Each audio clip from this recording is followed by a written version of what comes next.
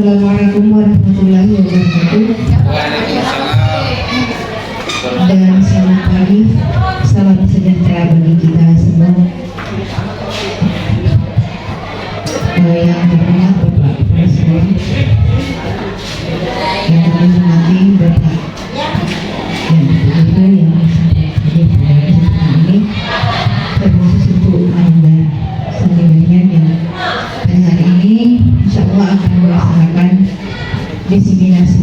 Jadi akan mengenalkan ilmunya kepada kita sebagai CGP yang lolos pada akhir sebelumnya. Alhamdulillah, puji syukur senantiasa kita panjatkan kehadirat Allah Subhanahu wa Ta'ala, di mana pada pagi hari ini kita masih diberikan kesehatan, kesempatan untuk hadir di tempat ini. Dan tak lupa pula kita kirimkan salam dan salawat kepada Nabi Muhammad Sallallahu Alaihi Wasallam sebagai suri teladan bagi kita sebagai umat Muslim. Ibu dan Bapak Guru, sebelum memasuki kegiatan tersebut, untuk itu kami persilakan kepada Bapak Kepala Sekolah untuk memberikan arahannya atau semacam petunjuk kaitannya dengan diseminasi budaya positif di sekolah SMP Negeri 1 Kabupaten CGP Angkatan 9 Kabupaten Polewali Mandar. Pada Bapak kami persilakan. Bismillahirrahmanirrahim. Assalamualaikum warahmatullahi wabarakatuh. Ibu wakil kesiswaan yang saya hormati, Bapak Ibu sekalian, guru pelajaran yang saya hormati dan saya muliakan, terkhusus kepada Ananda Salibahia yang sementara melaksanakan kegiatan aksi Natal Barangkali namanya ini bagi guru penggerak. Mudah-mudahan ini menjadi pelajaran buat kita semuanya, bahwa kita juga harus melaksanakan sebenarnya aksi Natal. Jadi kita mitologi bagaimana pelaksanaan aksi Natalnya Pak Salim ini untuk hari ini mengenai budaya positif di sekolah. Saya lihat bahwa di dalam platform Merdeka Mengajar ini juga ada materi di dalam mengenai bagaimana membiasakan budaya positif di suatu sekolah. Ini Bapak Ibu sekalian, patut kita dukung kalau ada kegiatan seperti ini dengan semangat untuk kita juga bisa melaksanakan inspirasi yang bisa didiseminasikan oleh calon guru penggerak kita di sekolah kita ini. Kemudian mengenai apa yang akan dilakukan oleh Pak Salim ini, mudah-mudahan kita bisa ambil hikmahnya dan kita bisa terapkan budaya positif di sekolah kita. Karena baik ini budaya positif lah ini yang bisa mencerminkan bagaimana wajah SMP Negeri 1 Campelagian dalam hal bersikap. Kalau mau tahu misalnya di akademik kita tidak pintar, misalnya tidak ada yang bisa mencapai tingkat kabupaten atau provinsi dalam akademik, tapi mencoba sikap bagus perilaku anak-anak kita itu juga menjadi jempolan. Tapi untuk sampai saat ini bagaimana tidak menggunakan karakter kita bagus karena banyaknya persoalan-persoalan di internal kelas. Waktu barangkali sampai sini dulu saya kepada Pak Salim ini kita harapkan bisa menjadi betul-betul menjadi penggerak di SMP Negeri 1 Campelagian, sehingga apa yang diprogramkan bisa kita ikuti, bisa kita dukung secara bersama-sama. Demikian menurut saya. Assalamualaikum warahmatullahi wabarakatuh. Waalaikumsalam warahmatullahi wabarakatuh. Ya, demikianlah tadi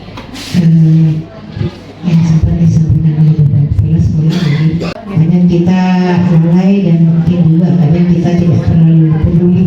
Begitu kepada Anda selanjutnya, kami persilakan.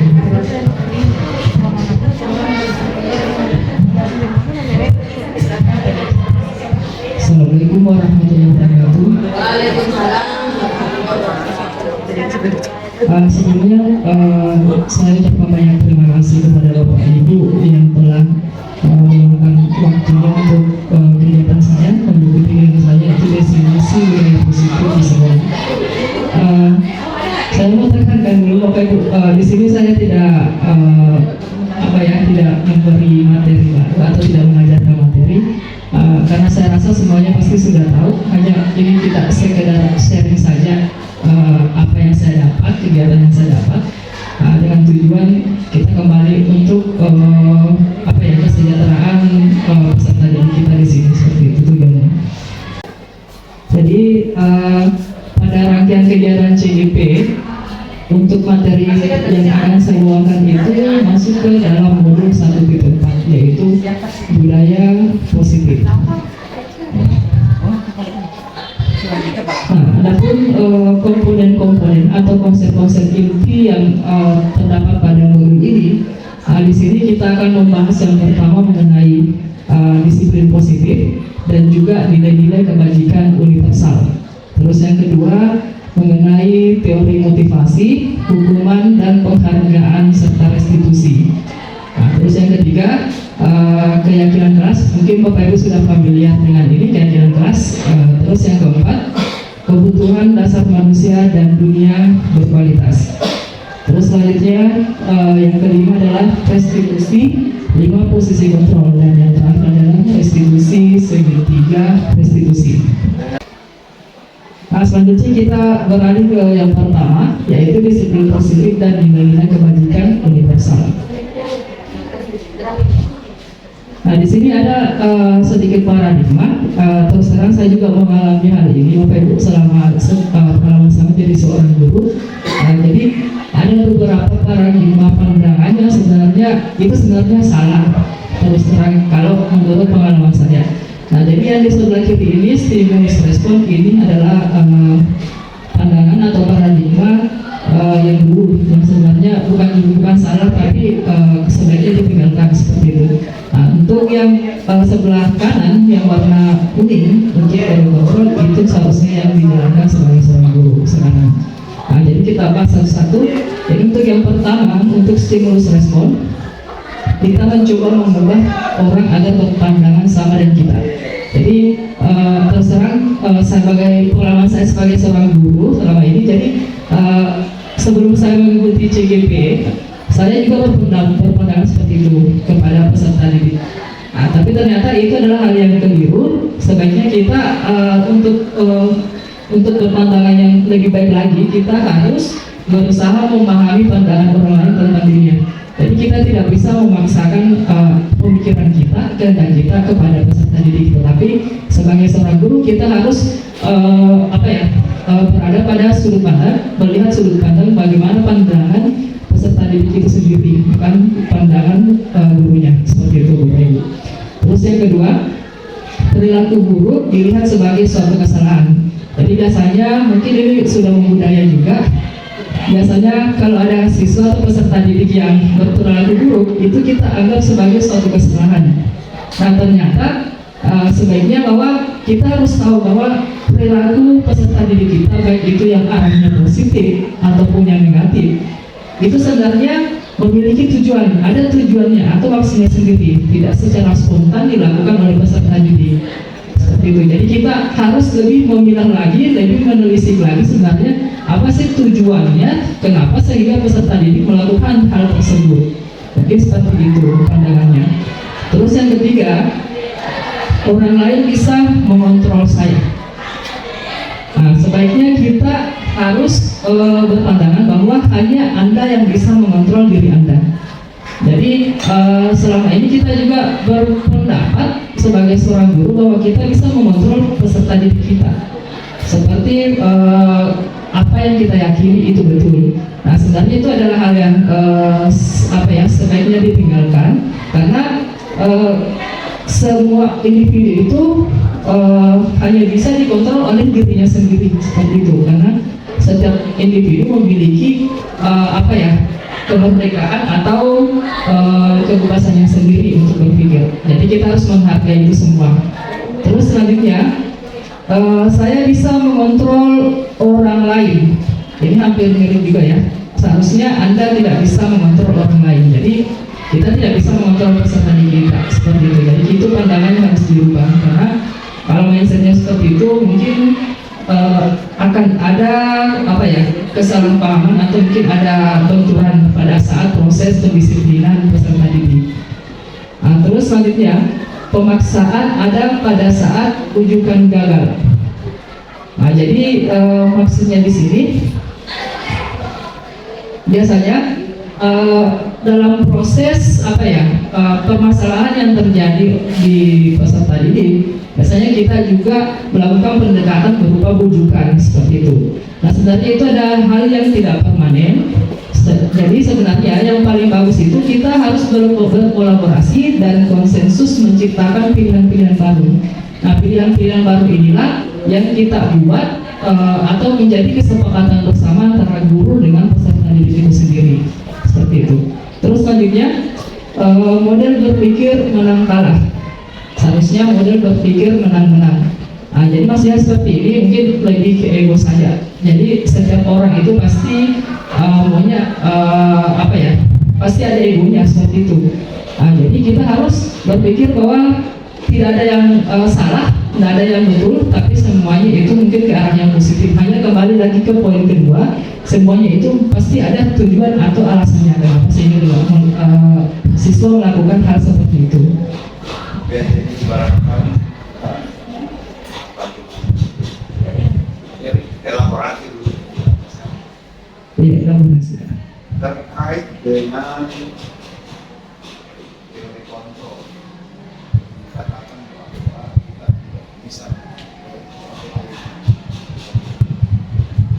kita tidak bisa mengontrol orang lainnya, kita hanya bisa mengontrol diri sendiri. Ini yang menarik ini. Sementara di sekolah kita cenderung untuk mengontrol.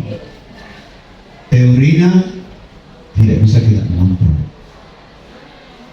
Jadi seperti apa kita bersikap ini sebagai, apakah ini harus dirubah dengan keadaan kita sekarang? Karena yang saya pahami sekarang ini kita yang mengontrol orang lain. Terima kasih banyak.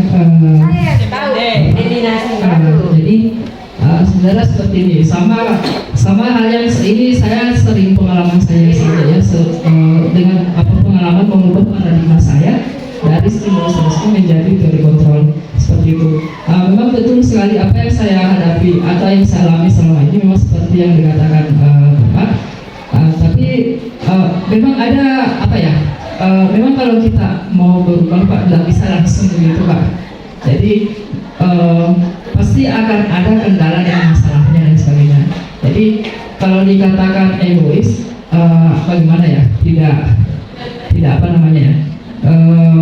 memang perlu pergeseran, yang penting arahnya ke sana Pak, walaupun sedikit demi sedikit, karena tidak bisa langsung mengubah suatu situasi yang sudah membudaya, kita ubah menjadi hal yang lebih baik seperti itu Pak. Mungkin seperti itu. Karena ini yang saya sudah rasakan selama 2 bulan melakukan pelatihan CGP. Memang terus terang saya juga merasa sedikit kewalahan. Bukan kewalahan karena apanya, karena mungkin karena pembiasaan saya, paradigma saya yang sudah lama diubah menjadi paradigma yang seharusnya kita lakukan sebagai seorang guru seperti itu. Iya, seperti itu Pak. Tapi alhamdulillah ada sedikit perubahan juga yang saya rasakan. Saya juga sudah mencoba melakukan beberapa apa yang diajarkan di CGP ini kepada peserta didik saya, khususnya kewalian saya, dan saya lihat ada beberapa sedikit perubahan yang terjadi seperti itu Pak.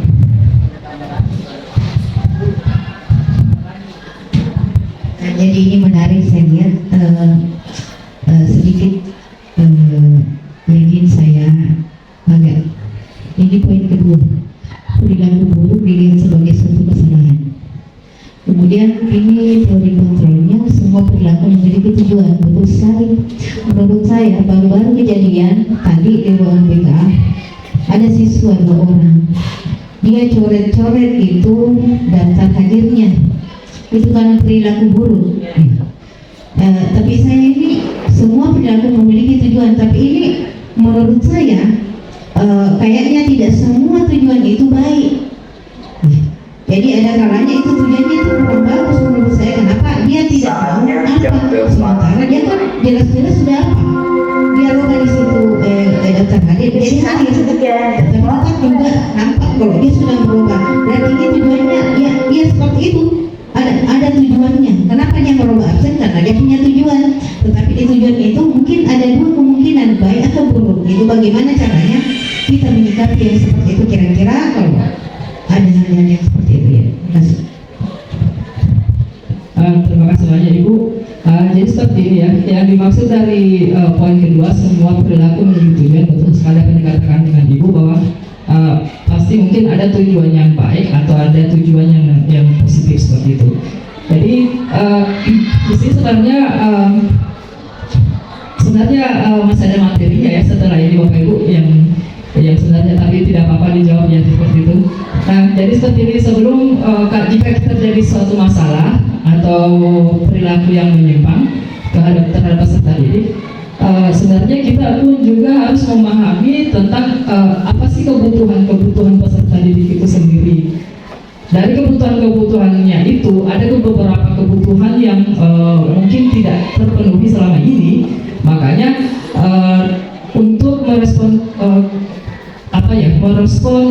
kebutuhan itu, maka peserta didik itu melakukan perilaku yang tidak semestinya seperti itu. Nah, adapun kebutuhan yang saya maksud itu adalah kebutuhan dasar manusia.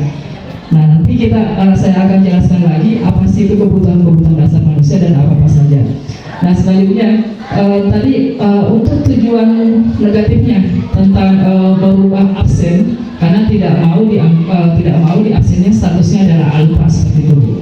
Jadi sebenarnya di sini juga diajarkan tadi, mungkin Bapak Ibu lihat yang poin terakhir segitiga restitusi. Itu adalah sebuah proses yang dilakukan jika terjadi atau treatment yang dilakukan oleh seorang guru terhadap peserta didik yang bermasalah, sehingga nanti dari hasil tujuan dari segitiga restitusi itu tadi, selain sebagai pembelajaran bagi peserta didik juga itu akan diharapkan menyadari sebenarnya apa yang dilakukan itu adalah sebuah yang salah berdasarkan keyakinan universal yang dimiliki oleh peserta didik itu sendiri. Mungkin secara garis besarnya seperti itu Ibu. Nanti untuk materi-materi selanjutnya mungkin Bapak Ibu akan lebih terjawab sendiri dari pertanyaan itu seperti itu. Nah, kalau kita bicara soal disiplin positif, di sini kita mengarah kepada teori kontrol yang sudah tadi dibahas atau teori pilihan yang dikemukakan oleh Dr. William Glasser. Jadi dari ke-6 poin tadi, konsep-konsep inti dari budaya positif itu sebenarnya adalah buah pemikiran dari beliau dan semuanya saling berkaitan antara satu sama lain. Jadi kalau kita ingin membudayakan atau membangun budaya positif di sekolah, komponen-komponen itu kita harus jalankan semua seperti itu. Ini gambarannya Bapak Ibu. Terus kita lanjut. Kita beralih ke disiplin dulu. Jadi apakah makna disiplin? Jadi kalau disiplin itu sebenarnya berasal dari bahasa Latin disiplina, ya, yang artinya belajar. Nah, makna asal dari kata ini berkonotasi dengan disiplin diri. Maksudnya biasanya kalau kita bicara atau mengatakan atau menyinggung soal disiplin, pasti kita tidak lain berpikir arahnya ke disiplin diri, seperti itu salah satunya. Terus selanjutnya, disiplin diri membuat orang menggali potensinya menuju sebuah tujuan apa yang dia hargai. Nah, terus selanjutnya, namun dalam budaya kita, makna kata disiplin telah berubah menjadi sesuatu yang dilakukan seseorang pada orang lain untuk mendapatkan kepatuhan. Kecenderungan umum adalah menghubungkan kata disiplin dengan ketidaknyamanan. bukan dengan apa yang kita hargai atau pencapaian suatu tujuan mulia. Nah, jadi di sini sebenarnya Bapak Ibu, ada sedikit pergeseran ya pengertian kita, pemahaman kita mengenai disiplin. Karena kalau kita bicara tadi bahwa disiplin itu adalah sesuatu yang dilakukan seseorang pada orang lain untuk mendapatkan kepatuhan. Jadi di sini ada indikator atau indikat pemaksaan seperti itu. Nah, seharusnya ini kalau bicara soal teori kontrol tadi, seharusnya ini tidak dilakukan, sebaiknya ditinggalkan. Tapi sebenarnya pengertian disiplin yang dimaksudkan di sini, disiplin yang sebenarnya itu dia mengarah ke bukan dengan apa yang kita hargai, ketidaknyamanan, bukan dengan apa yang kita hargai atau pencapaian suatu tujuan mulia. Jadi disiplin itu dia awalnya kalau kita menerapkannya pasti terasa tidak nyaman seperti itu. Awalnya seperti itu. Nah, jadi tapi dengan tujuan bahwa kita melakukan itu karena ada satu tujuan mulia yang ingin kita capai. Jadi seperti itu. Jadi ini seperti dalam bentuk disiplin itu dia masuknya ke kategori motivasi intrinsik atau motivasi dalam diri individu sendiri.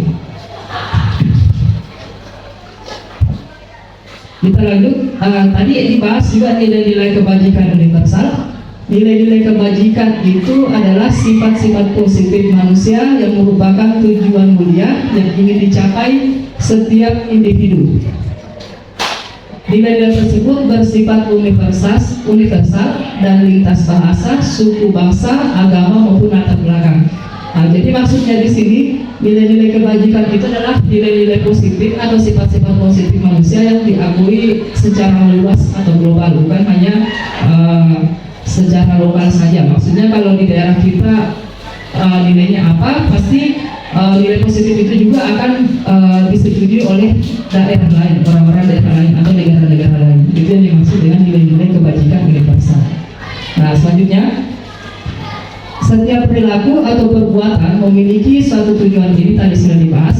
Terus yang kedua, dengan mengaitkan nilai-nilai kebajikan yang diyakini seseorang, maka motivasi intrinsiknya akan terbangun, sehingga menggerakkan motivasi dari dalam untuk dapat mencapai tujuan mulia yang diinginkan. Jadi nanti arahnya dari apa yang dikemukakan oleh Ibu Wakasiswaan, Ibu Subandina, bahwa arahnya nanti kalau ada sesuatu yang bermasalah seperti itu, kita harus mengupayakan bagaimana membangun motivasi intrinsiknya. Karena kalau motivasi eksternal biasanya arah dan tujuannya itu dia tidak akan sadar secara menyeluruh tentang apa yang dilakukan itu adalah sebuah kesalahan. Nah, selanjutnya, nilai-nilai kebajikan yang ingin dicapai oleh setiap anak Indonesia kita kenal dengan profil pelajar Pancasila. Jadi nilai-nilai kebajikan dalam pendidikan kita itu yang sekarang kita diarahkan ke profil pelajar Pancasila, di mana ada 6, yaitu beriman, bertakwa kepada Tuhan Yang Maha Esa, dan berakhlak mulia. Terus mandiri, bernalar kritis, berkebinekaan global, bergotong royong, dan kreatif. Konsep yang kedua yaitu teori motivasi, hukuman, dan penghargaan dan restitusi. Jadi mungkin ada hubungannya tadi dengan apa yang ditanyakan oleh Ibu Nurmalasari yang menyangkut teori motivasi. Nah, jadi secara umum dulu ya Bu, teori motivasi perilaku manusia itu sebenarnya ada 3 macam. Yang pertama, ini maksudnya tujuannya ya. Jadi yang pertama untuk menghindari ketidaknyamanan atau hukuman apa yang akan terjadi apabila saya tidak melakukannya. Jadi salah satu motivasinya bukan cuma siswa, kita semua manusia, individu. Biasanya salah satunya kenapa kita termotivasi karena kita menghindari ketidaknyamanan pada saat tidak melakukan itu atau menghindari hukuman, seperti itu salah satunya. Nah, terus yang kedua, untuk mendapatkan imbalan dari orang lain atau institusi apa yang akan saya dapatkan apabila saya melakukannya. Jadi salah satu motivasi juga kita bisa melakukan itu biasanya salah satunya karena kita mengharap sebuah imbalan atau penghargaan. Biasanya kita juga pasti seperti itu selama hidup kita, biasa merasa pernah melakukan itu. Terus yang ketiga, tujuannya untuk menghargai diri sendiri. Saya akan menjadi orang yang seperti apa bila saya melakukannya. Nah, dari ketiga teori motivasi perilaku manusia tersebut, di sini sudah tergambarkan bahwa yang pertama itu sebenarnya dia masuknya ke motivasi eksternal, dan yang kedua juga motivasi eksternal, dan yang ketiga itu motivasi ini masuk ke motivasi internal, tujuan disiplin positif. Jadi kita diarahkan bagaimana caranya sehingga peserta didik kita bisa menghargai diri sendiri. Saya akan menjadi orang seperti apa bila saya melakukannya, seperti itu. Lanjut. Nah, di sini materi ini juga sebenarnya adalah hal yang menarik bagi saya yang materi saat ini, karena selama ini saya menganggap bahwa penghargaan itu adalah hal yang positif. Ternyata penghargaan itu sebenarnya adalah sebuah hukuman. Di sini juga saya mengalami apa ya, paradigma apakah istilahnya? Karena selama ini saya menganggap bahwa biasanya penghargaan kepada peserta didik itu kita berikan itu adalah hal yang positif. Tapi ternyata menurut teori kontrol atau teori pilihan yang dikemukakan oleh Alfibon, bahwa penghargaan itu sebenarnya dia sebagai hukuman juga, seperti itu. Nah, jadi salah satu dampak dari penghargaan sebagai hukuman itu ada pengaruh jangka pendek dan jangka panjangnya. Nah, terus yang kedua, ini penghargaan itu menghukum. Nah, ini yang menjadi shock saya waktu dijelaskan. Kenapa sih sehingga penghargaan itu bisa dikatakan menghukum, seperti itu. Terus yang ketiga, penghargaan mengurangi ketepatan. Selanjutnya, penghargaan tidak efektif, penghargaan merusak hubungan. Ini menjadi hal baru ini. Yang sebagai yang kita tahu kan ada dua yang tindakan kepada seseorang, kan ada reward namanya, ada punishment. Itu kan dua hal yang berbeda. Positif satu, negatif satu. Itu menjadi negatif yang harus reward menjadi negatif. Ini penjelasan seperti apa ini ya? Oh iya Pak, terima kasih banyak. Jadi juga saya waktu saya juga di mengikuti pelatihan ini, pada saat membahas ini saya juga shock sebenarnya, karena selama ini saya tahunya bahwa reward itu dia positif atau penghargaan, apresiasi itu dia positif. Jadi maksudnya di sini bagaimana sih sehingga ada perubahan paradigma menjadi penghargaan itu dia dapat menghukum. Jadi ini peristiwa yang telah diteliti oleh Alfibon. Beliau itu mengatakan bahwa pada observasi atau penelitian yang dilakukannya, misal seperti bentuk penghargaannya apa? Misal kalau kita sekarang itu biasanya budaya di akhir semester itu ada ranking 1, 2, 3 dan seterusnya. Kan selama ini sebenarnya Bapak Ibu kita dianjurkan untuk menghilangkan itu. Nah, ini adalah salah satu alasan pemerintah kenapa kita dianjurkan seperti itu. Apa alasannya? Karena seperti ini. Dengan adanya penghargaan peringkat 1, 2, 3, nah biasanya di sini bagaimana menyatakan bahwa biasanya posisi kedua dan posisi ketiga itu biasanya anak-anak itu dia berada pada posisi dihukum. Karena kenapa? Karena mereka merasa gagal. Kenapa gagal? Karena tidak bisa ke peringkat 1, seperti itu. Biasanya seperti itu. Itu yang diobservasi atau dilakukan penelitian oleh Alfibon, itu salah satunya. Nah, salah satunya juga seperti ini, kalau kita memberikan biasanya apresiasi kepada peserta didik atau penghargaan, biasanya itu bisa menjadi beban bagi mereka. Kenapa? Karena mereka merasa saya harus melakukan sesuatu hal yang lebih baik lagi, seperti itu. Sehingga dari hal itu menjadi beban, menjadi pemikiran yang arahnya nanti kena negatif, sehingga nanti bisa mengarah ke hukuman, seperti itu. Itu salah satunya. Itu alasannya kenapa dikatakan seperti itu. Terus apa lagi ya? Kalau penghargaan merusak hubungan, ini biasanya terjadi seperti misal tadi, kalau kita biasanya memberikan penghargaan atau apresiasi kepada peserta didik, mungkin karena nilainya bagus atau bisa mengerjakan sesuatu hal yang diminta sesuai dengan tujuan pembelajaran. Nah, biasanya ditaruhkan karena sering dikasih apresiasi teman-teman lainnya itu juga ada rasa iri, seperti itu. Nah, sehingga dari rasa iri tersebut muncul dengki, sehingga nanti ujung-ujungnya akan merusak hubungan mereka, seperti itu salah satunya. Jadi mengapa dikatakan penghargaan itu merusak hubungan? Mungkin seperti itu. Penghargaan jadi motivasi.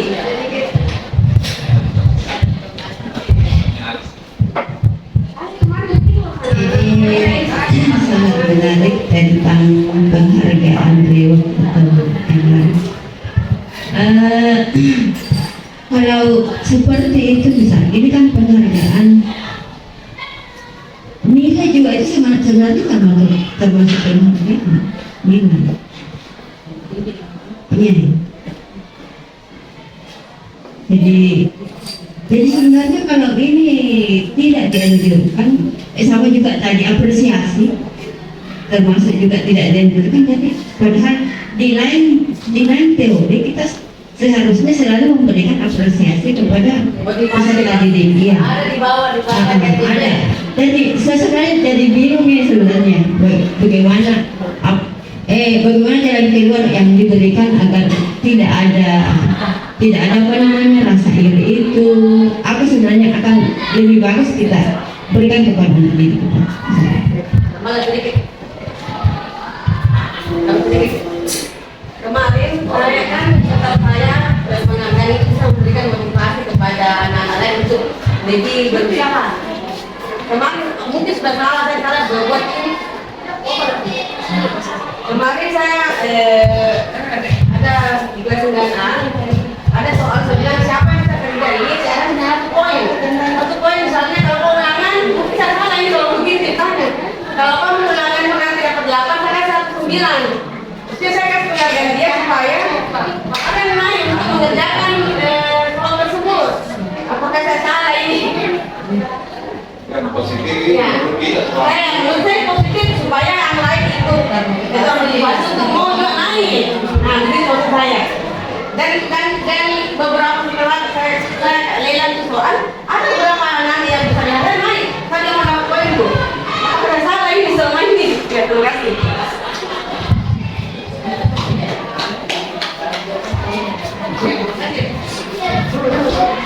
Terima kasih banyak Bapak Ibu.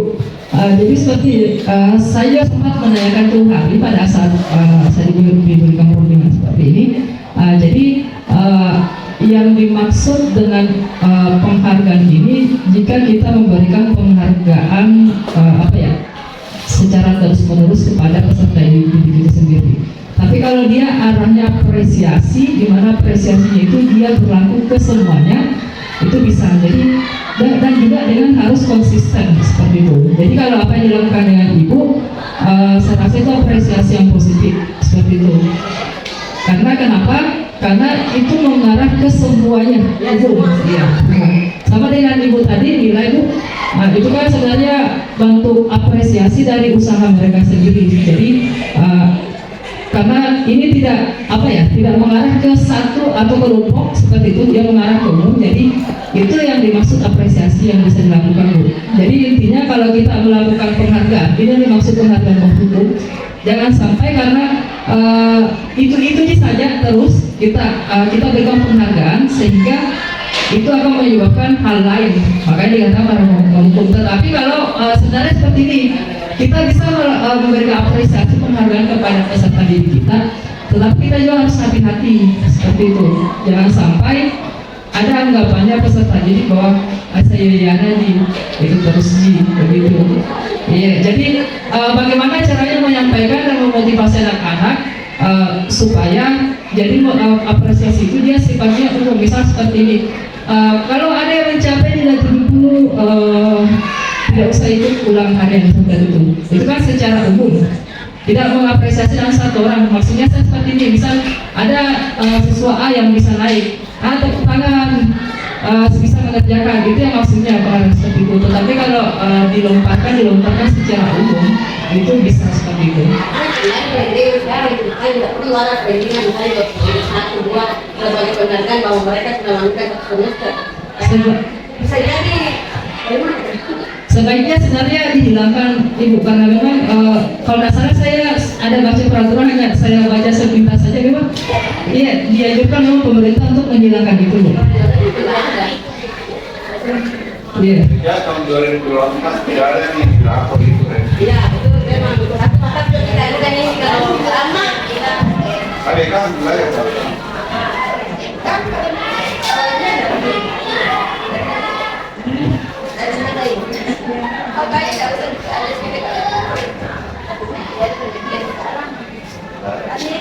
Permasalahannya di SMA kalau masuk SMA mana dibikin sampai sampai 10 misalnya. Minta kan? Dia minta sampai 10. Kenapa dikasih kan? Minta ini. Nah, mereka minta sebenarnya tanpa dengan ini juga ada kata kita kata betul ini kan dia apa berkesindah kan bebas jadi artinya tahu lah kita bukan lagi ke kalau nama lagi nah apa kan hal yang buat itu apa lagi nah itu malah akhirnya orang gila Iya, sebenarnya sebaiknya dianjurkan tidak Bu, seperti itu. Tapi memang ada beberapa situasi yang mengharuskan kita untuk melakukan itu, mungkin seperti itu. Iya. Mungkin juga saya sempat tanya juga, katanya kalau seperti itu mungkin bisa secara personal Ibu.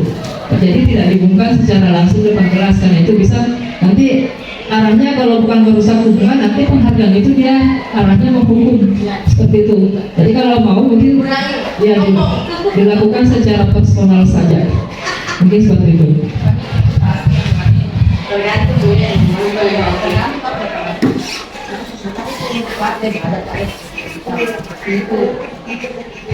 Iya, sebenarnya saya juga sempat ya berjodoh begitu. Iya, karena ada nggak semua siswa seperti itu kalau dikasih penghargaan prestasi seperti itu memang bisa. Karena kembali lagi ke tadi kebutuhan dasar manusia ada memang salah satu kebutuhan dasar itu adalah penguasaan. Dimana kalau penguasaan itu tidak terpenuhi maka biasanya indikasinya itu bahwa siswa itu selalu ingin menjadi pemimpin, ingin nampak. Karena kenapa? Mungkin kebutuhan penguasanya tidak terpenuhi. Salah satunya juga itu biasanya untuk penghargaan.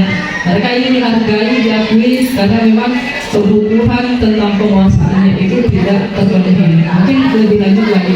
Jadi intinya seperti ini Bu. Masalah ini sebenarnya paradigmanya ada perbedaan sudut pandang saja. Intinya kita sebagai guru kita harus tahu betul bagaimana karakteristik, bagaimana kebutuhan dasar peserta didik kita. Sehingga dalam menyikapi hal ini, kalau kita ingin menerapkan hal ini, kita bisa berhati-hati tentang situasinya. Maksudnya tidak disamaratakan dengan semuanya seperti itu. Jadi kita harus tahu dulu bagaimana sih karakteristiknya si A, si B, si C.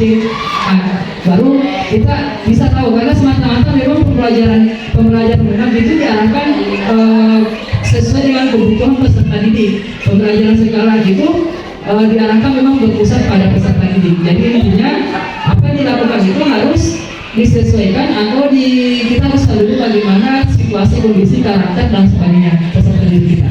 Mungkin seperti itu.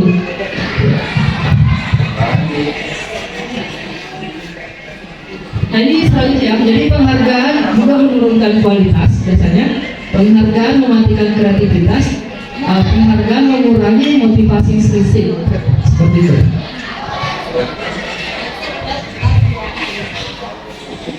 luar biasa ini pagi betul Tapi kan tetap saya kita nggak bisa lanjut kemarin dari kemarin jadi dia beda lagi kemarin lagi dia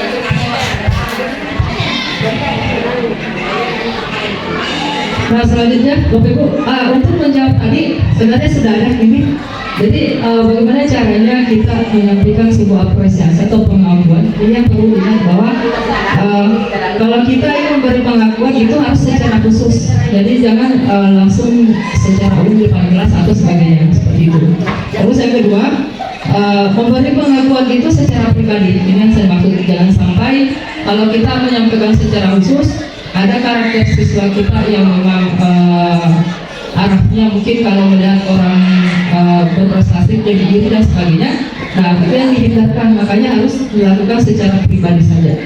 Nah terus selanjutnya beri pengakuan kepada semua murid secara bergantian. Ini yang dilakukan, maksudnya jangan itu saja yang kita pusatkan memberikan penghargaan. Tapi kalau bisa ini berlaku secara umum dan secara konsisten tadi. Nah, fokusnya itu kita lihat pada prosesnya. Seperti itu. Tapi dia kalau lihat proses, jangan Bahwa yang kita cermati proses ini, proses pada proses terbatas yang seperti apa. ada perubahan sikap. Mungkin seperti ini, karena kan kemampuan peserta didik itu kan biasanya berbeda-beda. Ada yang gampang menerima, ada yang sedang, ada yang susah. Nah, kita lihat prosesnya. Jadi bentuk penghargaannya itu juga beda. Maksudnya jangan langsung beri penghargaan atau tangan untuk ini bisa mengerjakan atau bagaimana gitu biasanya. Jadi biasanya prosesnya. Jadi kita juga harus memberikan apresiasi, bilang mungkin kamu sudah betul kok, masih lebih berusaha, mungkin usahanya lebih kurang, bisa ini begitu. Jadi makanya saya bilang kita lihat bagaimana karakteristik dan juga kebutuhan peserta didik itu sendiri. Makanya dalam menyampaikan pengakuan atau apresiasi, kita yang dilihat itu adalah proses, bukan hasilnya. Artinya misalnya ada sebuah hal yang kali kemudian itu berapa kali terus tidak pernah dilihat berapa yang juga ya. Artinya belum tidak mampu tidak nyampe dia tidak ada tidak ada di kelas. Ini kan hal yang tidak tidak kita berarti kepentingan nggak mau kayak mereka mampu tahu sebenarnya pikirannya lari-lari tanggungan nanti kemudian sebenarnya dia hanya gitu kan bisa lebih banyak penghargaan itu prosesnya maksudnya guru beda jelas mungkin ini Bu, kasusnya untuk memberi penghargaan ini kalau misal beda kalau kasusnya seperti itu Ibu, itu mungkin lagi lebih ke permasalahan disiplin. Kalau ini pemberian penghargaan jika ada peserta didik kita melakukan sesuatu hal seperti itu dalam artian yang positif. Kan tidak mungkin diberi penghargaan kalau hal negatif Bu, dikasih kalau perilakunya negatif. Ini yang positif.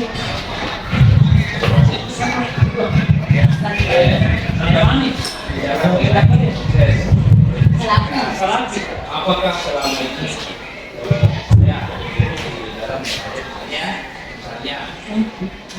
ketika siswa saya mendapatkan nilai 5 sampai 100 sebenarnya selama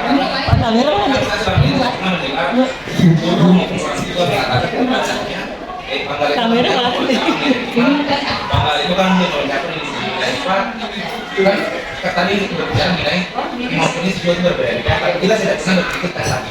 Apakah sedang salah?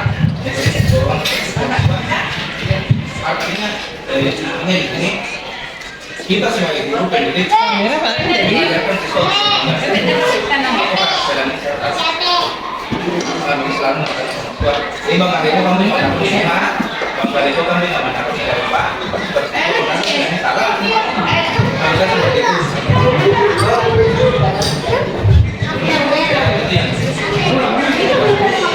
Oke Pak, jadi seperti ini ya Pak, kita kembali lagi ke sini. Jadi beberapa hal yang harus dilakukan atau beberapa hal yang harus dilakukan dalam memberikan apresiasi atau pengakuan. Yang pertama dilakukan secara khusus, dilakukan secara pribadi. Pengakuannya kepada semua murid atau bergantian. Terus secara konsisten dan prosesnya tadi yang dilakukan Bapak itu apakah secara bergantian atau memang mengarah ke satu anak saja atau secara keseluruhan? Artinya itu adalah sesuatu hal yang bukan salah, yang memang itu dianjurkan seperti itu. Dan mungkin juga dilakukan secara pribadi dan khusus mungkin tidak langsung secara langsung di depan umum dilihat sama teman-temannya seperti itu Pak. Ya, jadi intinya dalam memberikan apresiasi dan pengakuan kita harus berhati-hati Bapak Ibu. Jadi yang kita intinya kita lihat yang ini sebagai pertimbangan kita dalam melakukan itu. Itu bisa dipahami Bapak Ibu.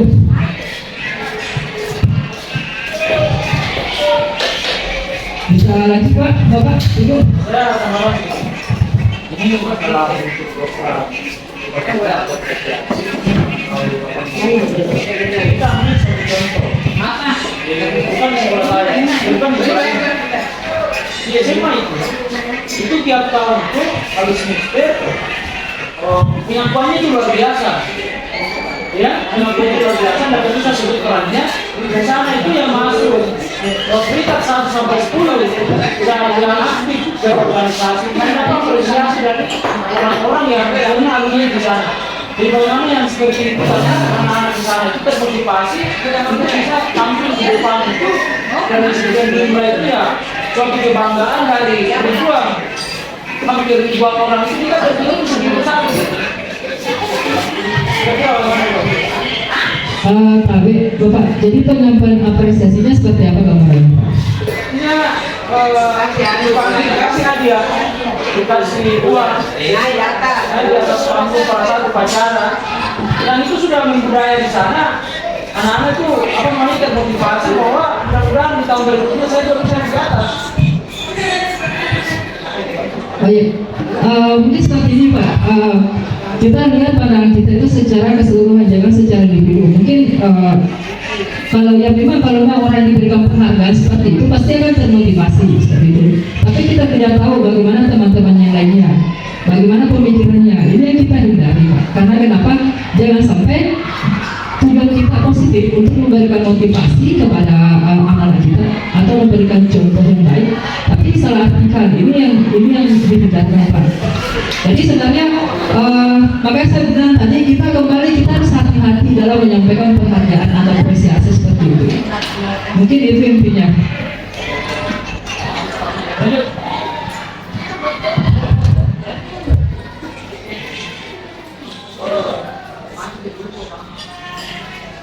Nah, jadi ini salah satu contoh kalau kita yang melakukan apresiasi atau kebalikan pengakuan. Jadi kita memberikan pembuka dulu, kalimatnya biasa seperti di atas. Mari saya perhatikan seperti itu, atau Bapak menghargai biasanya itu, atau Ibu menghargai, atau terima kasih untuk usaha yang dilakukan. Jadi setelah ada pembuka kalimat seperti itu, kita sisipkan nilai-nilai kebajikan apa yang telah dilakukan oleh peserta didik. Seperti itu. Jadi misal kemarin saya perhatikan rasa empatimu besar sekali seperti itu. Jadi dengan situasinya seperti apa? Jelaskan. Mungkin ini adalah bisa menjadi referensi bagi Bapak Ibu kalau ingin menyampaikan apresiasi kepada peserta didik. Jadi cara yang benar itu ya, tidak langsung dengan tepuk tangan dan sebagainya, tapi kita juga tekankan bahwa ya ada apa sih yang dipenuhi itu, kenapa saya juga diapresiasi seperti itu. Kembali.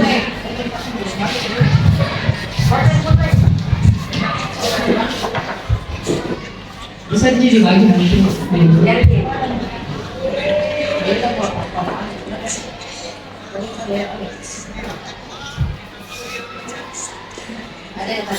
Ada kata kebajikan yang dipegangannya. Ya, sebaiknya seperti itu.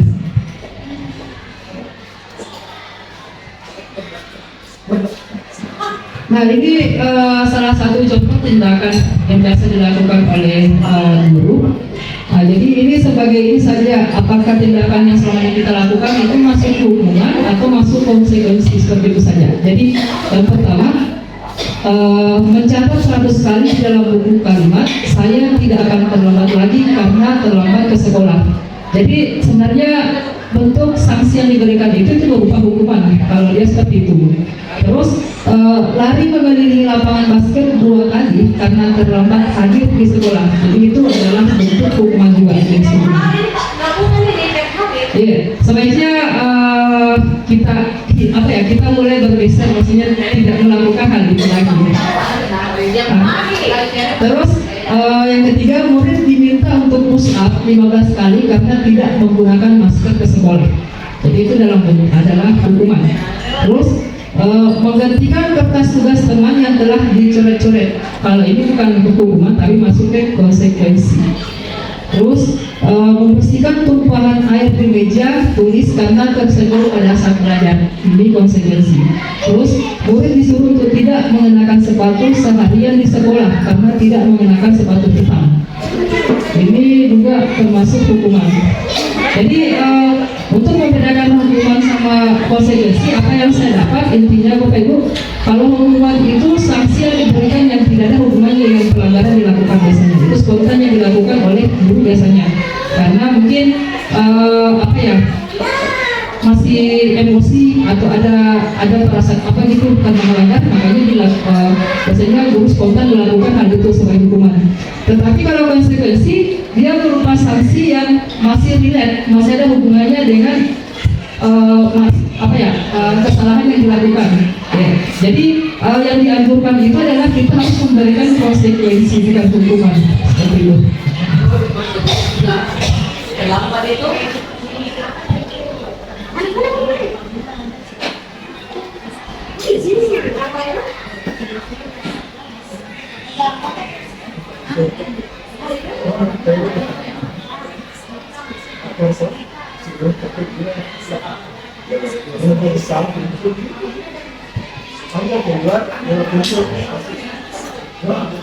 bagaimana jalan kota sampai di Glasgow?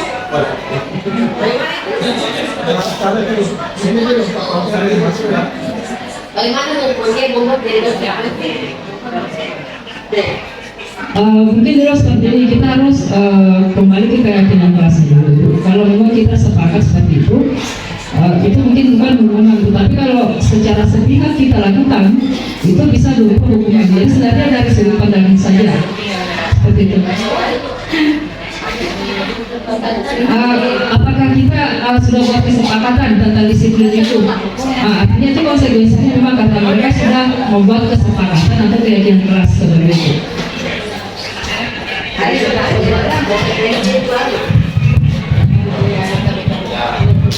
Terima kasih. Yang menarik bagi saya adalah antara hukuman atau konsekuensi. Jadi begini menurut saya, misalnya ada siswa yang masuk pagar, artinya untuk pagar masuk, kemudian kemudian misalkan hukuman yang biasa dilakukan seperti itu tadi apakah yang dari hukuman. Bagaimana kalau misalnya begini, kita suruh lagi panjat keluar, kemudian kita suruh keluar pintu, itu misalnya konsekuensi apa itu? Bukan hukuman itu. Konsekuensi. Jadi kita yang terlambat itu dapat berapa itu masuk. Suruh panjat lagi keluar. Bagaimana itu kita?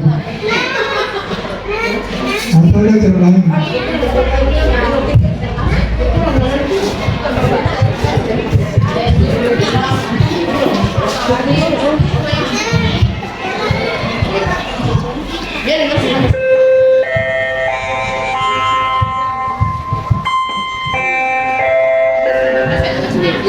Perhatian, waktu istirahat telah tiba. Kepada seluruh siswa dipersilahkan istirahat. Diimbau kepada seluruh siswa dan siswi agar selalu menjauhi narkoba, meraih prestasi dan kreativitas tanpa narkoba. Selamat beristirahat. Pesan ini disampaikan oleh Badan Narkotika Nasional Kabupaten Polewali Mandar. Terima kasih.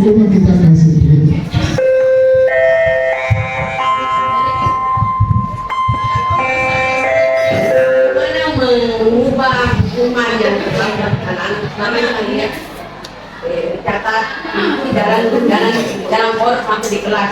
Bagaimana mengubah hukuman itu menjadi konsekuensi?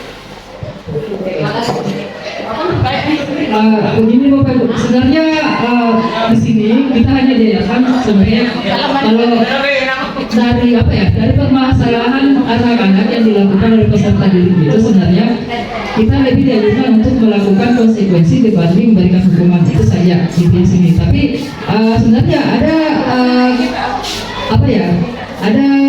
materi ketiga sebenarnya yang dianjurkan seperti itu.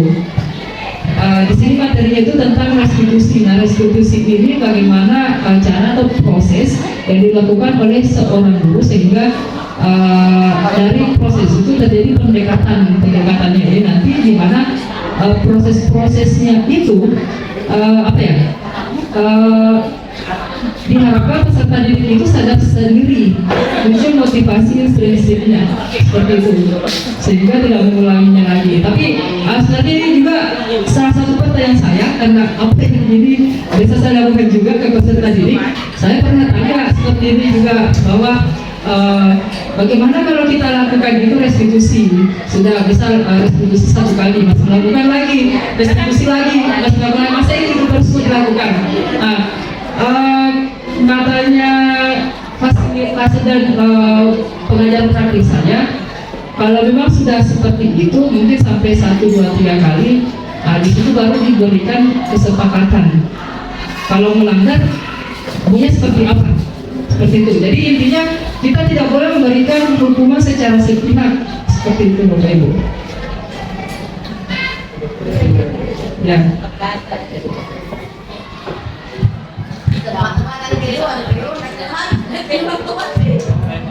Tapi sebenarnya ini permasalahan yang terjadi di sebuah sekolah, karena rata-rata teman-teman CGT saya juga yang melakukan hal yang sama seperti ini.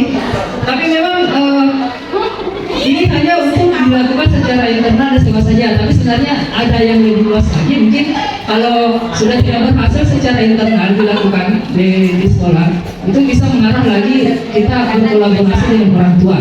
Bisa seperti itu. Nah, setelah orang tua mungkin ada lagi kesepakatan apa yang akan diambil antara siswa, orang tua dengan pihak sekolah. Seharusnya seperti itu, Bapak Ibu. Bisa lanjut?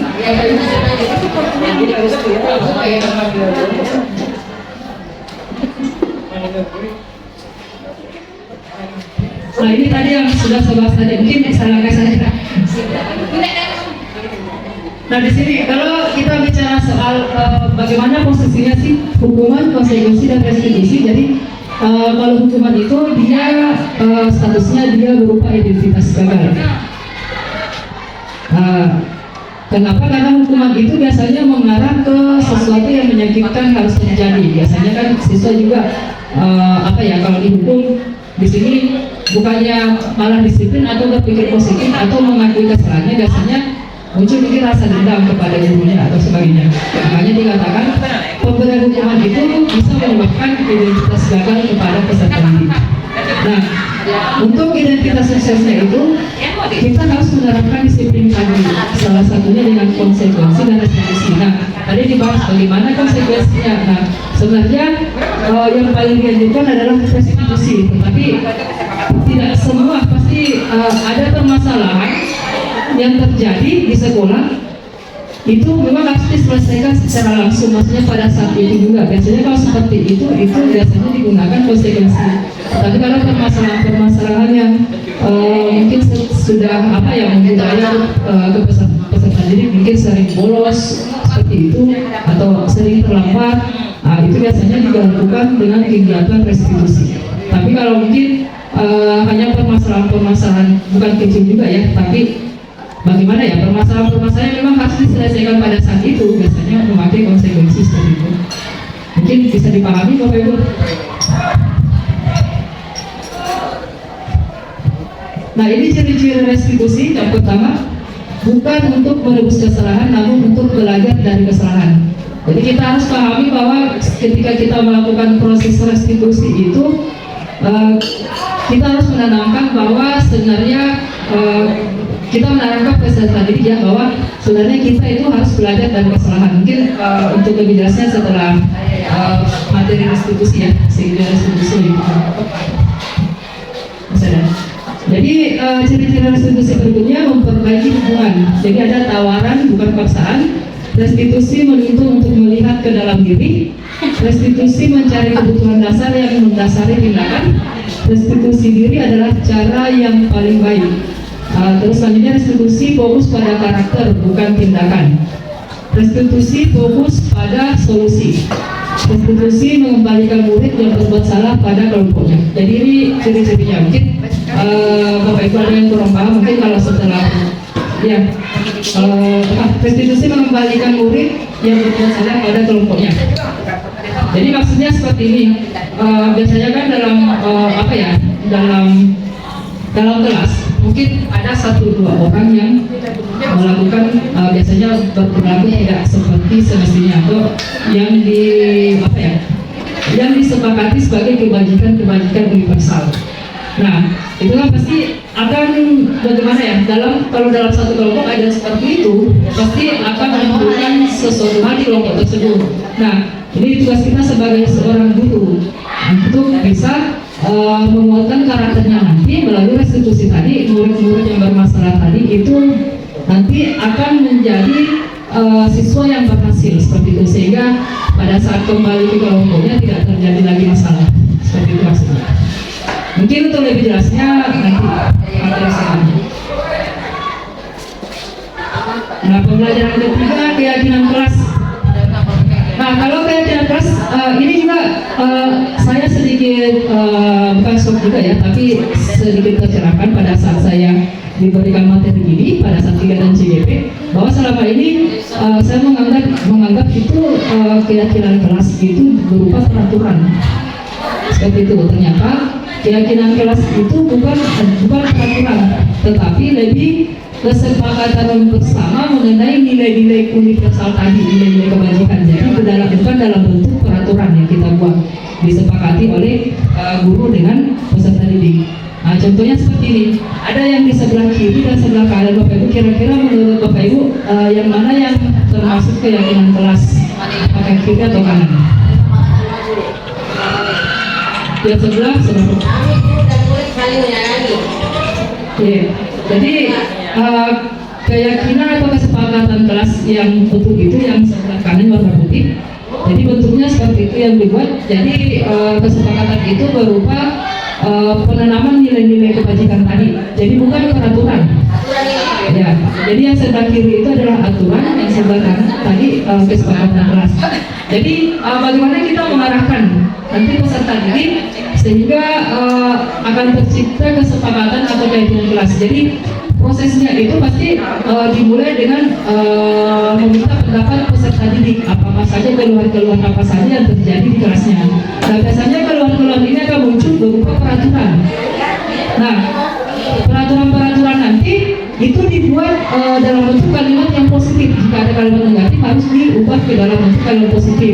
Setelah didapat itu peraturan itu nanti, maka peraturan itu akan dimasukkan dia di kategori apa nilai-nilainya, apakah disiplin. Mungkin kalau biasanya kalau kita tanya apa sih keyakinan kesepakatan yang akan disepakati di kelas, biasanya kalau saya pertama yang disebut siswa itu tidak boleh terlambat masuk ke kelas.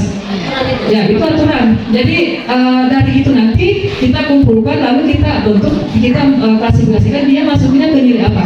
Jadi kalau aturan itu berarti tidak boleh terlambat, masuknya ke dalam bentuk disiplin, nilai-nilai disiplin.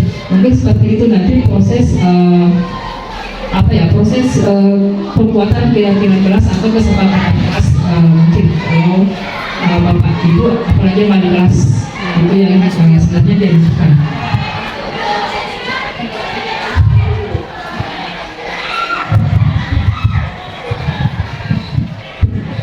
Jadi terima kasih atas pertanyaannya. Ini sangat menarik.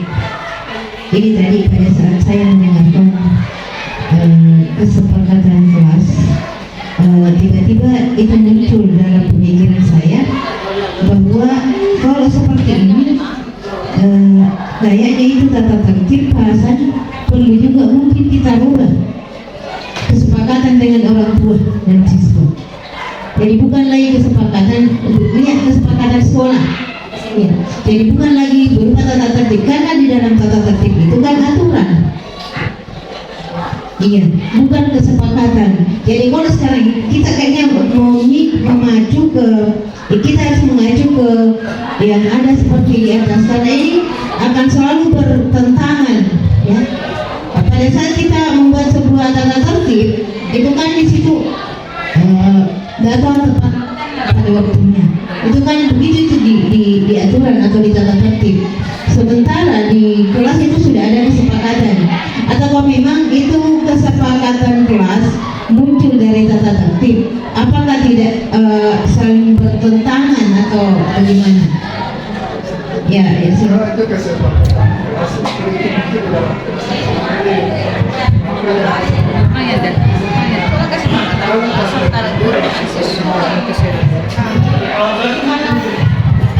Iya, silakan.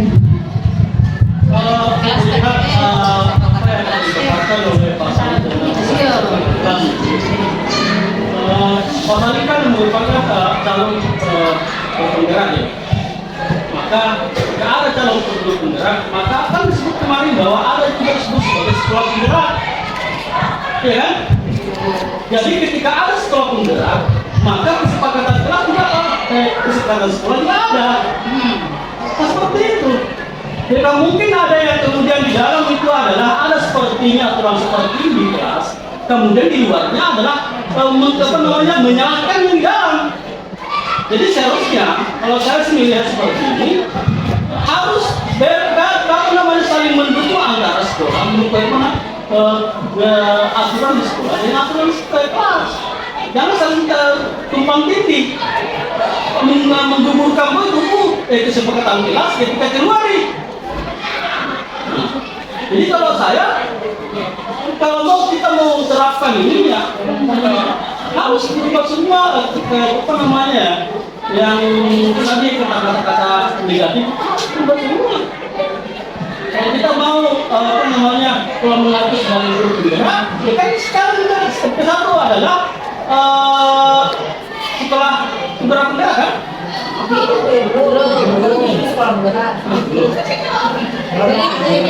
Mungkin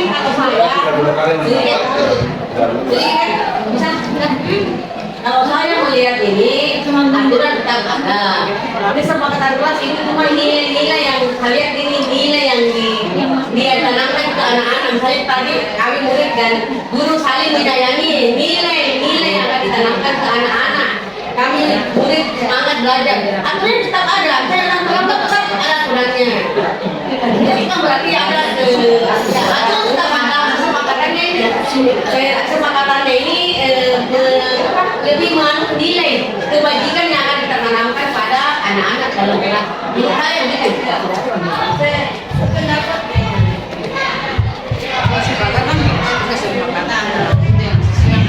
Itu nanti kepada kesepakatan lokal di dalam kelas. Yang saya sangat yakin bahwa tidak akan mengganggu tata tertib yang sudah ada, bahkan itu akan mungkin membantu sedikit membantu dengan aturan PKP. Saya kira begini. Jadi kalau seperti itu kesepakatan kelas berlaku di lokal kelas saja. Iya. Jadi ketika keluar main tidak berlaku nih. Istirahat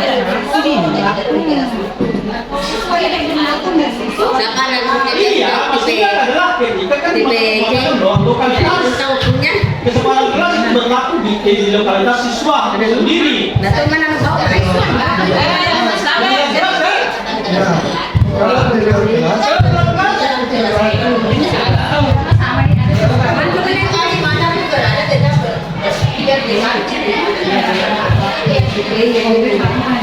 kalau berlaku seperti itu, aturannya seperti bagaimana? Karena kan saling berbenturan.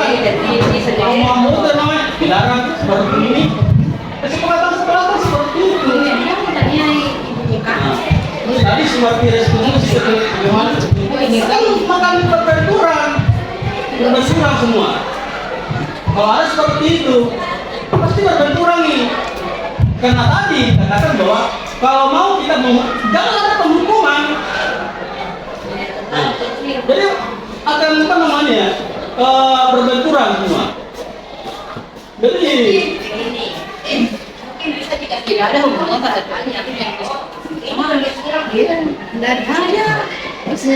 kesepakatan kelas setiap kelas itu beda. Pasti beda jadi kan Sedikit saya maksud saya tadi ini begini, itu saya tata tertib mungkin kan hanya istilah saja, itu kan istilah saja, maksudnya ini ada namanya kesepakatan. Karena saya kasih gambaran sedikit, waktu kita ingin melaksanakan tata tertib itu kan orang tua juga dihadirkan, artinya itu situ adalah kesepakatan. Begitu kan saya tadi, maksudnya kenapa kita tidak merubah nama saja istilah dari tata tertib menjadi sebuah kesepakatan sekolah, itu maksud saya.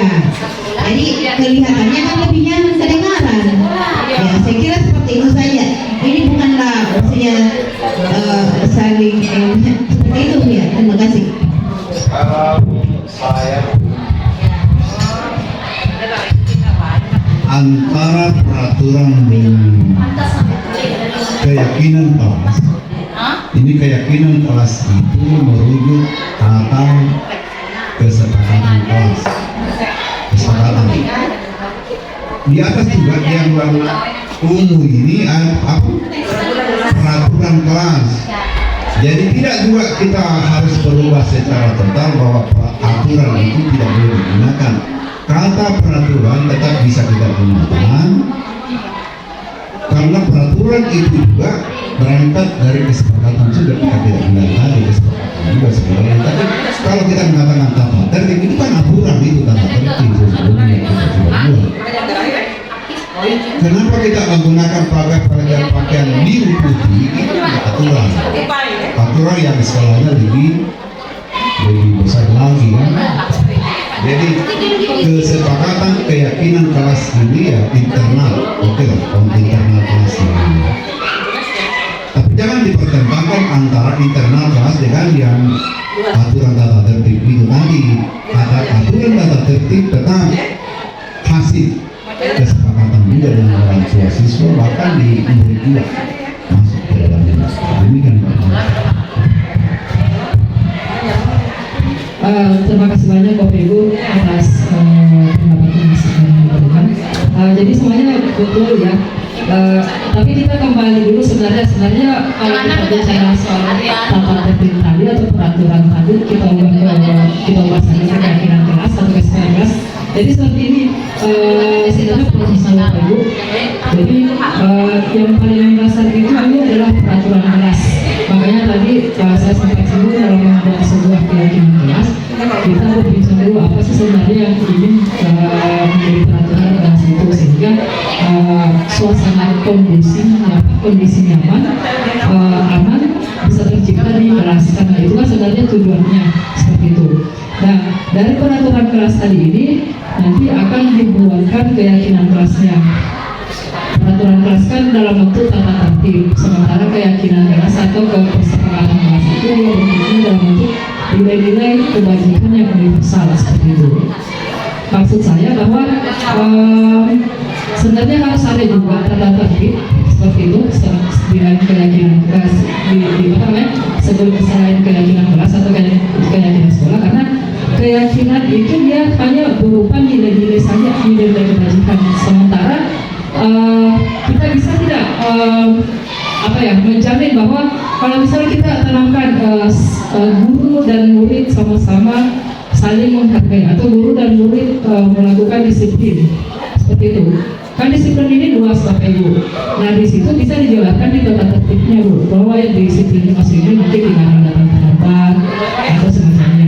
Itu seperti itu. Jadi kalau keyakinan kelas itu dia lebih mengeneralkan nilai-nilainya saja. Sementara kalau peraturan itu dia mungkin lebih spesifik lagi untuk membahas dari nilai-nilai yang telah disepakati tadi. Itu seperti itu. Nah, untuk masalah tadi yang disinggung oleh Ibu Wakasek, kesiswaan Ibu Suradina, sebenarnya sempat juga disinggung bahwa dari pihak guru penggerak itu sendiri juga sebaiknya bukan memaksa ya, tapi menunjukkan sebaiknya bahwa kalau memang sudah tercipta budaya positif keyakinan kelas, mungkin bisa alhamdulillah kalau bisa mengarah ke keyakinan sekolah seperti itu. Tapi ini memang paksaan saja, ini tergantung dengan kondisi sekolah kita seperti itu. Mungkin itu mungkin bisa ditangkap. Intinya seperti ini Bapak Ibu, keyakinan kelas itu dibuat supaya membiasakan peserta didik sehingga nanti tercipta budaya positif yang ada di sekolah. Budaya positif ini adalah budaya yang ditanamkan dari nilai-nilai kebajikan tadi, mulai dari disiplin, saling menghargai dan sebagainya. Mungkin seperti itu. Bisa lagi Bapak Ibu? Bisa?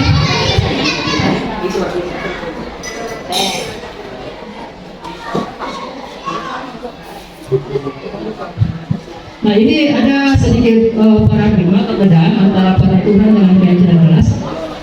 Misal kalau peraturan itu bunyinya selalu kembalikan buku ke tempatnya, seperti itu. Jadi mungkin bisa menjawab tadi pertanyaan Bapak Ibu. Jadi dia dalam bentuk misal peraturan seperti ini, dia spesifik selalu kembalikan buku ke tempatnya. Tetapi kalau keyakinan kelas ini dibahasakan menjadi berarti dia tanggung jawab, seperti itu.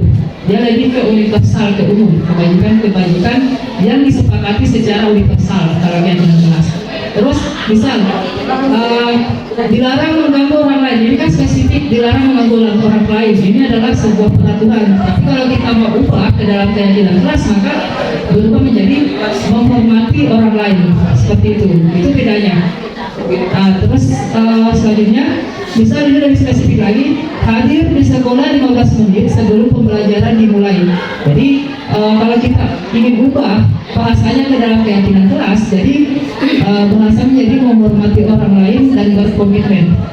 Mungkin seperti itu. Jadi kalau peraturan itu lebih mengarah ke spesifiknya, tapi kalau keyakinan kelas itu lebih mengarah ke nilai-nilai kebajikan yang sudah disepakati secara universal. Mungkin seperti itu. Bisa dilanjut? Iya. Sebenarnya apa nih? Apa bahasa Indonesia? KKU apakah kalimatnya salah ya? Seperti itu. Nah kita lanjut pembelajaran keempat, kebutuhan dasar manusia dan dunia yang berkualitas. Ke-6 Pak. Nah kalau ini sebenarnya selama pengalaman saya sharing sedikit pengalaman saya mengikuti modul ini, modul 1.4 mengenai budaya positif. Yang paling menggugah bagi saya di materi ini mengenai kebutuhan dasar manusia. Karena kenapa? Jujur, saya biasanya kesulitan mengidentifikasi apa sih kenapa siswa ini berperilaku seperti ini, padahal dia tahu itu salah. Biasanya begitu. Biasa saya tanya, kamu tahu tidak itu salah kalau lakukan? Dan siswa, ya Pak, tapi dilakukan juga. Seperti itu. Makanya saya bingung bagaimana. Sebenarnya ini pemikiran yang mau jadi siswa dia tahu salah, tapi masih tetap dilakukan. Nah, ternyata dari apa yang saya hadapi di sekolah selama ini itu terjawab di materi ini, di kebutuhan dasar manusia. Nah, jadi kebutuhan dasar manusia itu ada 5. Yang pertama adalah bertahan hidup, yang kedua adalah penguasaan, yang ketiga adalah kebebasan, yang keempat adalah kesenangan, dan yang terakhir yang kedua adalah kasih sayang dan rasa terima. Yang saya dapat selama ini dalam proses pembelajaran saya pada modul 1.4, jadi seperti ini Bapak Ibu, segala sesuatu hal ini kan 5 kebutuhan dasar yang harus dipenuhi, bukan harus dipenuhi ya, harus terpenuhi, bukan beda rasanya kayaknya kalau dipenuhi sama terpenuhi. Kalau harus terpenuhi artinya kelima-limanya ini harus terpenuhi oleh manusia itu sendiri, bukan cuma siswa tapi semua manusia. Nah, terkadang jika ada salah satu dari kelimanya ini atau 2, 3 atau seterusnya itu tidak terpenuhi, itu biasanya kita itu sebagai manusia itu biasanya merespon, dan responnya biasanya ke arah yang negatif. Nah inilah yang tadi saya bilang, kita harus tahu betul sebenarnya kebutuhan peserta didik kita itu seperti apa dari responnya selama ini, bagaimana perilakunya selama ini. Bisa jadi kenapa mereka semua berperilaku seperti itu karena ada salah satu dari kebutuhan dasar ini yang tidak terpenuhi. Mungkin seperti itu. Contoh misalnya seperti ini, saya dapat biasanya, mungkin tidak usah sebut nama ya Bapak Ibu, saya pernah mengajar di salah satu kelas tinggi itu siswanya itu acuh sekali seperti itu. Kalau kita beralih lagi ke hukum konsekuensi, saya pada saat itu salah karena langsung menunjuk menghargai lagi itu dan menyuruhnya langsung ke depan kelas seperti itu ya. Itu adalah hal yang salah sebenarnya yang saya lakukan. Nah, dari itu pada saat itu saya menyuruhnya naik ke depan kelas dan menyuruhnya mengerjakan soal atau menjelaskan apa yang sudah saya jelaskan, karena anak itu tidak memperhatikan pada saat saya mengajar.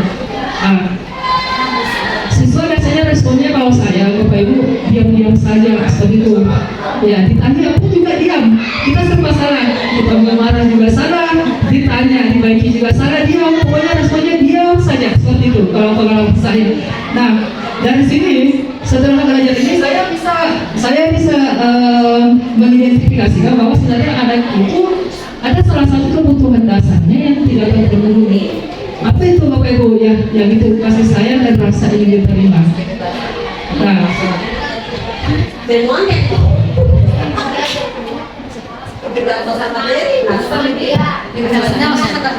sayang dan ingin diterima. sayangnya anak orang tua sudah Sayangnya guru dan siswa saling menyayangi.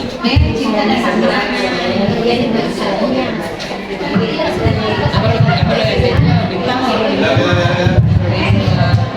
Sementara ini tadi saya sempat senyum-senyum sendiri karena begini Pak, tadi ada pengalaman saya baru di Lombokar.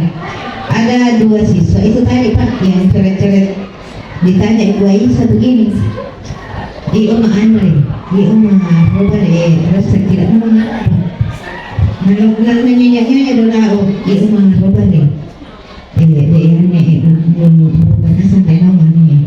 ya pas itu saya masuk Pak, saya tidak bertanya, saya langsung begini, anak berubah ini tinggal senang, saya ketawa-tawa, kenapa dirubah? Tunjuk temannya, bilang dia saling menunjuk di situ, tanya memang mereka yang berubah. Pada saat ditanya tadi, pokoknya tidak mau mengaku. Berapa kali ditanya Bu Aisyah, di Umar Bubare, bukan Bu, di Umar Bubare bukan Bu. Jadi ini bagaimana menghadapi kira-kira ada anak-anak yang seperti ini karena dia terus terang tidak ada rasa tanggung jawabnya sama sekali. Dia tidak memiliki tanggung jawab itu tadi. Kalau saya tidak salah ada tadi memunculkan rasa tanggung jawab. Ini agak susah kita lakukan. Bagaimana triknya memunculkan rasa tanggung jawab pada siswa tersebut? Karena ini rata-rata anak-anak kita memang seperti itu. Ya, murah sekali rasa tanggung jawabnya. Bayangkan Pak, saya kasih gambaran. Kalau disuruh mengambil buku, mau Anda mengisi kumpul kembali itu buku pada saat selesai pembelajaran, Anda kumpul Pak. Tidak tinggal itu buku di mejanya. Nah itu. Ini contoh yang sangat real di dalam keseharian siswa. Padahal Anda itu bisa. Nah kalau sudah dipakai, dikumpulkan, hitung kembali, kemudian kembalikan.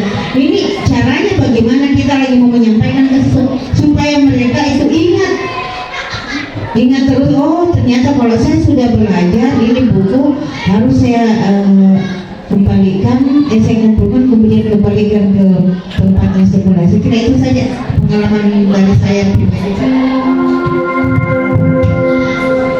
Saatnya jam kelima dimulai. Terima kasih atas kesempatan.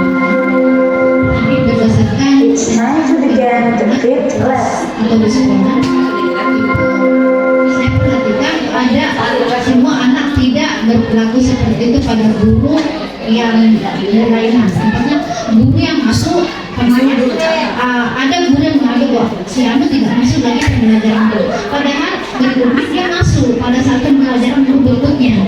Dan kemungkinan anak ini ada yang harus dilakukan karena dia memerlukan perhatian khusus kepada mereka sehingga melakukan hal-hal yang negatif. Jadi kita di sini kita harus sebagai seorang guru kita harus berperilaku memberikan kasih sayang khusus kepada anak berperilaku seperti itu. Jangan terus dipikir bahwa anak berperilaku kesini. Kita harus sedikit apa tujuan anak ini melakukan itu. Jadi yang saya lakukan sebagai guru itu yang saya lakukan. Ya, sebagai wanita. Jadi itu yang saya lakukan selama ini. Apabila ada guru yang melakukan anak tersebut kepada saya bahwa anak ini tidak seperti ini dilakukan kalau saya masuk, jadi saya perhatikan seperti itu Pak. Jadi saya panggil secara pribadi menanyakan hal-hal yang dilakukan pada anak tersebut pada guru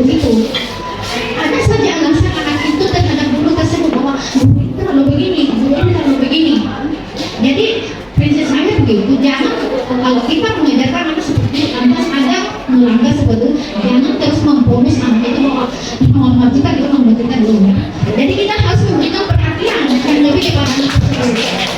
Ya begitu saya lakukan selama ini Pak. Jadi pelan-pelan saya melakukan sangat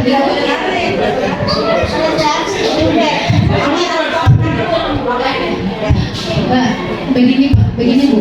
Untuk kita memperhatikan anak-anak yang berlaku seperti itu, umpamanya anak ini tidak masuk di dalam kelas pada saat pembelajaran guru yang bersangkutan. Setelah guru masuk di rumah pembelajaran, kenapa anak itu masuk? Jadi saya menyelidiki, saya panggil secara pribadi anak tersebut. Apa sebabnya kau tidak masuk di pembelajaran ini? Apa tujuanmu? Jadi dia katakan, guru itu orang itu, guru itu orang itu. Jadi saya inginkan guru ini jangan bisa anak ini untuk ini begitunya, kenapa begitu? Jadi kan kasih sayang tersebut mudah-mudahan dia dapat berubah dengan kasih sayang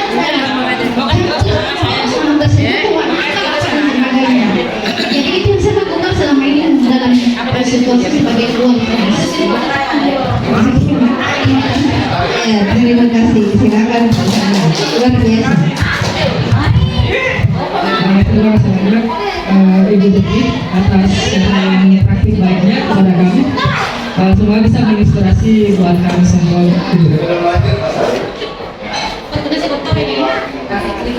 Jadi bikin materi.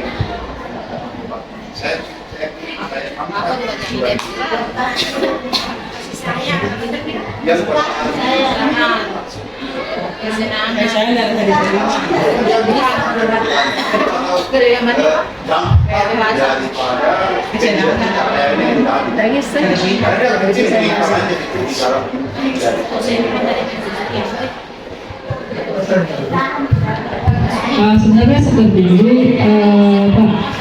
Jadi yang diajarkan itu bahwa ada 5 dasar kebutuhan manusia. Artinya di sini berdiri sendiri satu sama lain seperti itu. Iya 5. Iya. Bapak tarik kesimpulannya dari 4 siswa kita bisa bertani itu kan di sini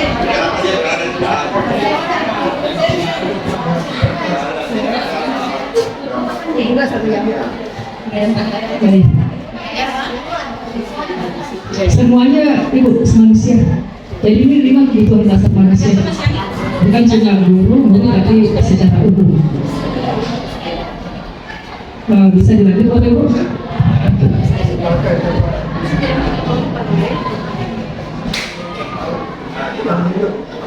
Ini ada 5 posisi kontrol lagi. Jadi kesimpulannya saja.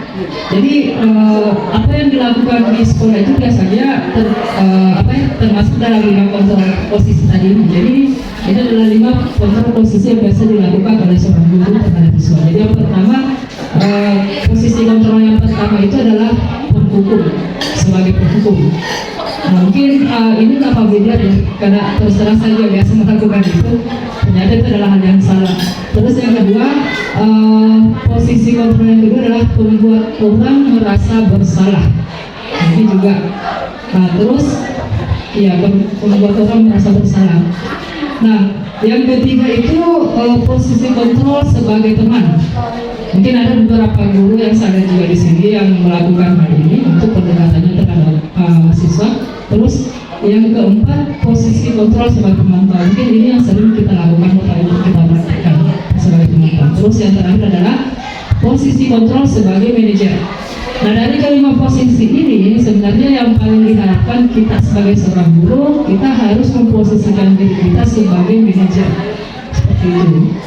Nah dalam materi selanjutnya pun juga kita akan dibahas, yang akan dibahas adalah bagaimana sih proses yang dilakukan itu kalau kita posisi kita sebagai manajer. Mungkin bisa diulas sedikit. Kalau penghukum mungkin kita sudah tahu biasanya bahasa yang dipakai itu adalah bahasa intonasinya keras, biasanya seperti itu. Biasanya menghardik, memberi hukuman. Nah kalau seperti itu artinya kita berada pada posisi kontrol yang pertama itu penghukum.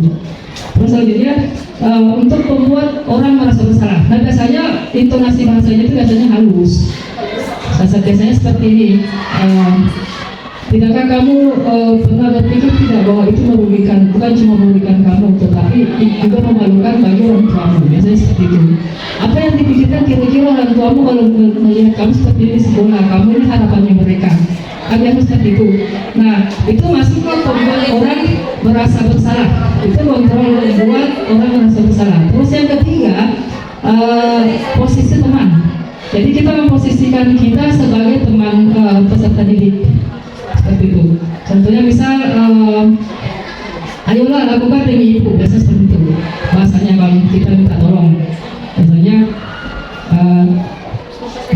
masa kamu tidak mau, ingat tidak ibu pernah bantu kamu, biasanya kan seperti itu. Itu bahasa yang bisa dipakai kalau komunikasi terhadap teman. Terus selanjutnya yang keempat ini yang saya bilang yang biasa yang sering kita lakukan pemantau. Jadi kalau pemantau itu biasanya kita katakan seperti ini, yang saya sebut tadi, kamu tahu kan peraturannya bagaimana di sekolah, begitu. Kira-kira melanggar tidak? Begitu. Itu pemantau itu semuanya. Nah, kalau yang manajer ini dia mengajukan pertanyaan yang mengarah ke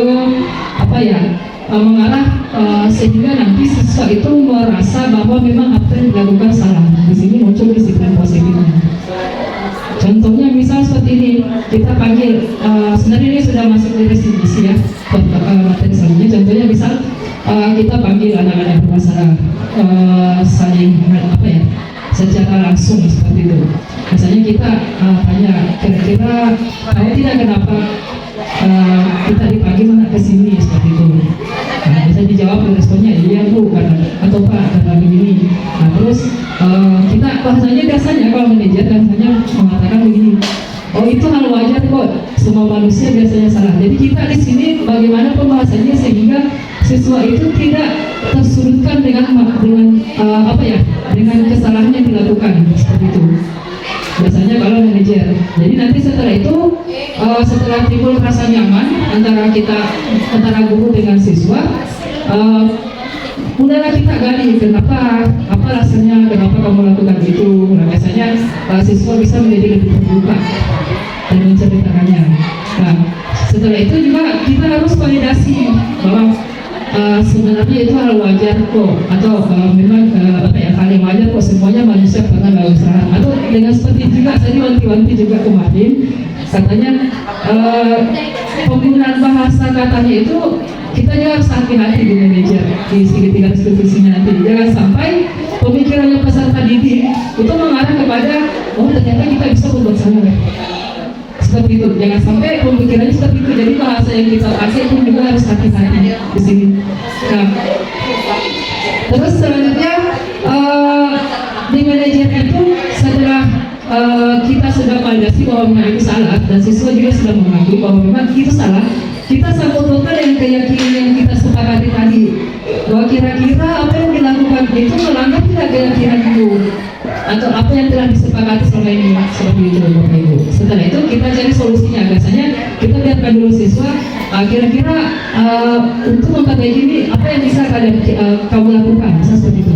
Sambil kita bantu juga dari apa yang pemikirannya itu dia bisa juga dari kegiatan manajemen restitusi tadi ini selain membantu peserta didik menyelesaikan masalahnya, juga ada pembelajaran di sini bagaimana nanti siswa dihadapkan dengan permasalahan yang di luar sudah dewasa.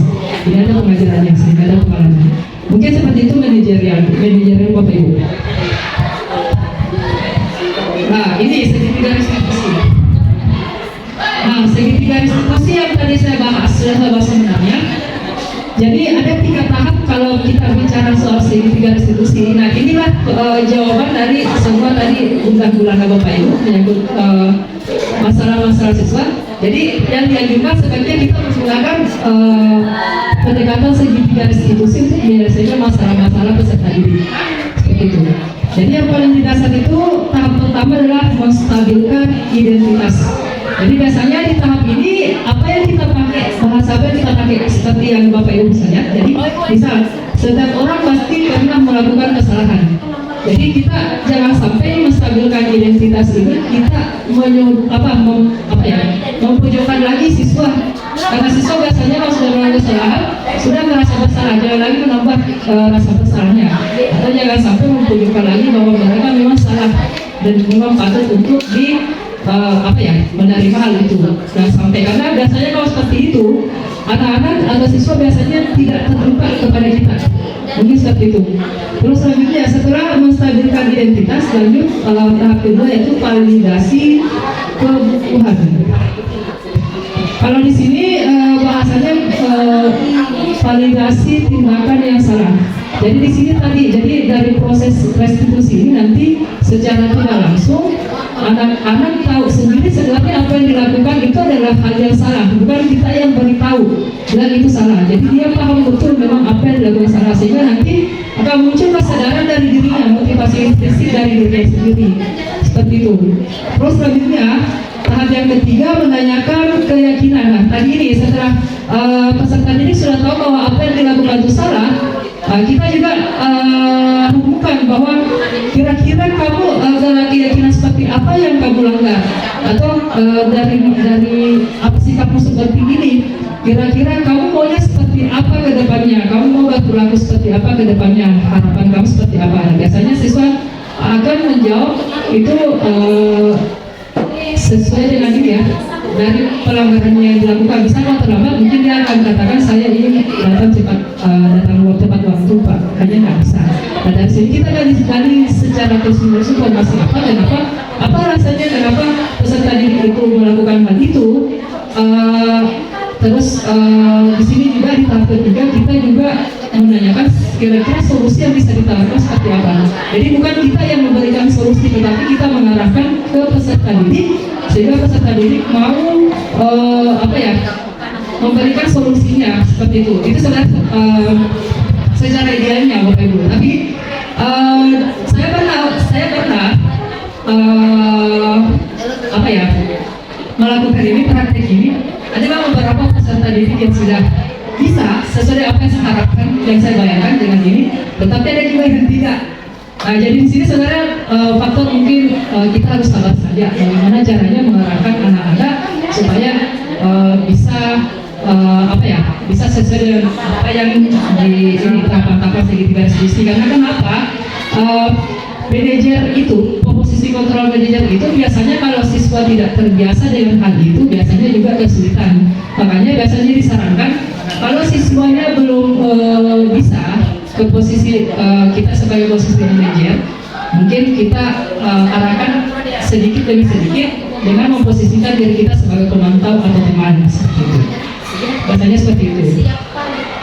Intinya memang susah, mungkin ini susah, saya juga berpikir seperti ini, tapi kalau kita jalani memang tidak ada yang bisa berubah langsung 180 derajat. Tapi kita bagaimanapun itu sebagai seorang guru kita harus sabar.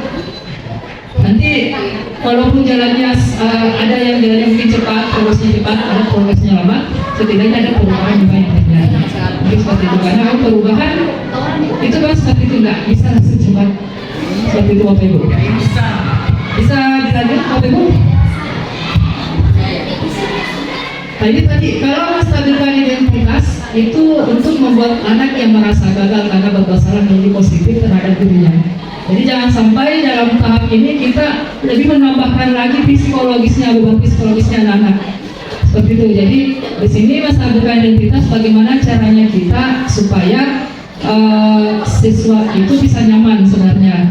Karena biasanya kalau secara pribadi saya saja kalau melakukan kesalahan pasti terbebani juga. Kalau ditambah lagi, dipojokkan lagi, maka lebih tambah terbebani lagi. Makanya bagaimana caranya supaya bisa siswa itu bisa merasa nyaman walaupun melakukan kesalahan seperti itu posisinya. Intinya supaya terjalin keterbukaan untuk proses selanjutnya. Nah, contohnya biasanya kita terkadang seperti ini, berbuat salah itu hal yang manusiawi. Itu salah satunya. Tidak ada manusia yang sempurna. Misalnya kalau siswa sudah mengungkapkan kesalahannya, biasanya ditambahkan ini, oh itu hal wajar karena berbuat salah itu adalah hal yang manusiawi. Tetapi kita harus tambahkan lagi, jangan sampai anak-anak berpikir bahwa oh sebenarnya bisa jadi melakukan kesalahan seperti itu, tidak apa-apa. Tapi mungkin tambahkan yang terpenting itu kalau dari kesalahan itu kita bisa belajar menjadi lebih baik lagi dan berjaya itu tidak mengulangi hal itu. Mungkin seperti itu bahasanya. Jangan sampai anak-anak terjudge pikirannya bahwa oh bisa dilakukan kesalahan. Ini sebenarnya kita harus hati-hati di sini. Nah selanjutnya validasi kebutuhan. Dari sini sudah mencakup tadi, misalnya membantu murid mengenali kebutuhan dasar yang dipenuhinya, yang tadi 5 itu. Kira-kira apa? Kalau kita sudah tahu, oh anak ini butuhnya rasa ingin diterima, misalnya seperti itu. Jadi kita arahnya ke situ, bagaimana terjadinya sehingga anak-anak itu bisa merasa bahwa dirinya memang dibutuhkan, diterima. Kita posisikan diri kita seperti itu. Nah, kata-katanya biasanya kamu bisa saja kan melakukan hal yang lebih buruk, tapi kamu tidak melakukannya, kan seperti itu. Jadi ini bahasanya tidak perlu, mungkin karena kiblatnya dari barat, dari seperti itu bahasanya Bapak Ibu. Terus kamu pasti punya alasan mengapa melakukannya. Nah, di sini kita juga sudah menanyakan apa sih alasannya kenapa dilakukan hal tersebut. Karena kembali tadi ke teori kontrol bahwa setiap tindakan itu pasti ada tujuan atau alasannya. Seperti itu. Misal seperti apa yang penting bagi kamu. Nah, di sini setelah anak-anak biasanya tahu benar, oh memang saya salah. Nah, kita tanyakan terus kira-kira apa yang penting bagi kamu. Nah, biasanya anak kita menjawab, saya ingin seperti ini. Sebenarnya saya menjawab dari lubuk hatinya, pasti anak-anak tidak mau melakukan itu. Tapi karena ada kebutuhan dasar yang tidak dipenuhi, makanya dilakukan itu. Makanya kita sebagai guru, sebagai fasilitator mengangkat hal itu untuk supaya kebutuhan-kebutuhan yang tidak dipenuhi oleh peserta didik itu bisa terpenuhi. Mungkin seperti itu. Nah, selanjutnya yang terakhir menanyakan keyakinan. Nah, di sini prosesnya tadi sesuai dengan kesepakatan kelas atau keyakinan kelas. Kira-kira apa yang kamu lakukan itu melanggar tidak dari keyakinan kelas kita atau kesepakatan kita yang telah dibuat, atau kira-kira salah tidak dari keyakinan kita, seperti itu. Sehingga peserta didik bisa paham betul, oh bahwa ternyata apa yang saya lakukan ini salah. Begitu. Jadi kita tidak langsung menjudge bahwa kamu salah, tetapi kita mengarahkan peserta didik sehingga peserta didik paham bahwa apa yang dilakukan adalah salah. Seperti itu. Di sini juga biasanya kita minta mengajak komunikasi dan kerjasama peserta didik untuk mencari solusi dari permasalahannya. Misal contoh karena sering terlambat datang, mungkin alasannya terlambat datang mungkin karena terlambat bangun. Kenapa terlambat bangun? Karena mungkin begadang main game. Nah, misalnya kita cari, nah kira-kira kalau seperti itu bagaimana misalnya supaya kamu bisa tidak terlambat datang lagi. Biasanya siswa bilang mungkin responnya saya akan tidak begadang lagi, seperti itu. Itu solusi yang bisa ditawarkan oleh peserta didik. Biasanya seperti itu. Nah, ini yang terakhir, intervensi 30 detik. Jadi intervensi ini bisa membantu murid kembali ke tujuan semula dengan cukup singkat dan dengan cara non-konfrontatif. Pertanyaan-pertanyaan yang diajukan, misal apakah kamu ingin berbuat lebih baik lagi? Misal seperti itu dalam tadi segitiga restitusi. Apakah saat ini kamu sedang menjadi orang yang sedang kamu yang sudah kamu inginkan? Nah, biasanya seperti itu. Maksudnya kira-kira ini tidak yang dibutuhkan, yang diharapkan oleh orang tua kamu, sikap kamu seperti ini, biasanya seperti itu. Ini intervensinya 30 detik. Biasanya di akhir segitiga restitusi tadi melakukan ini. Bagaimana Bapak Ibu?